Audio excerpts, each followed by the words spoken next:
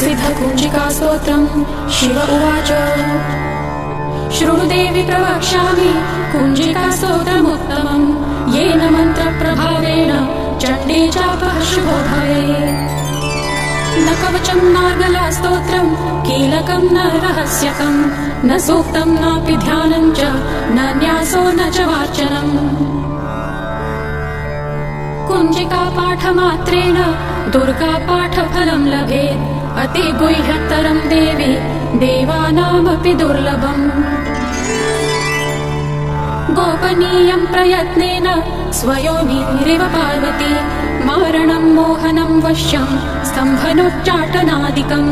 पाठमात्रेण संसिद्ध्येत् कुञ्जिकास्तोत्रमुत्तमम् अथ मन्त्रः ॐ ऐं ह्रीं क्लीं चामुण्डायै विच्छे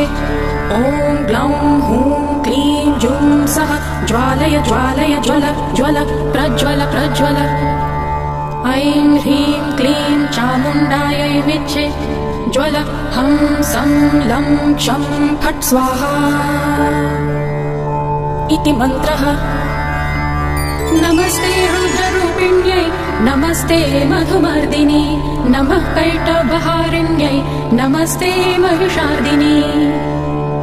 नमस्ते शुम्भहन्त्रै च निशुम्भासुरघातिनी जागृतं हि महादेवी जपं सिद्धं कुरुष्व मे ऐङ्कारी सृष्टिरूपायै ह्रीङ्कारी प्रतिपालिका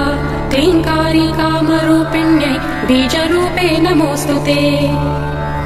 चामुण्डा चण्डघाती च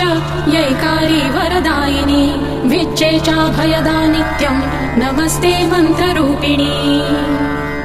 धां धीं धूं धूर्जटे पत्नी वां वीं वूं वागधीश्वरी क्रां क्रीं क्रूं कालिका देवी शां शीं शूं मे शुभं कुरु हुं हुं हुंकाररूपिण्यै जं जं जं जम्भनादिनी भ्रां ह्रीं भ्रूं भैरवी भद्रे भवान्यै ते नमो नमः अं कं चं टं तं पं यं शं वीं दूं ऐं वीं हं क्षं धिज्जाग्रं धिज्जाग्रं त्रोटय त्रोटय दीप्तं कुरु कुरु स्वाहा पां पीं पूं पार्वती पूर्णा खां खीं खूं खेचरी तथा सां सीं सूं सप्तशती देव्या मन्त्रसिद्धिं कुरुष्व मे इदं तु कुञ्जिकास्तोत्रं मन्त्रजागर्ति हेतवे अभक्तेनैव दातव्यं गोपितं रक्ष पार्वती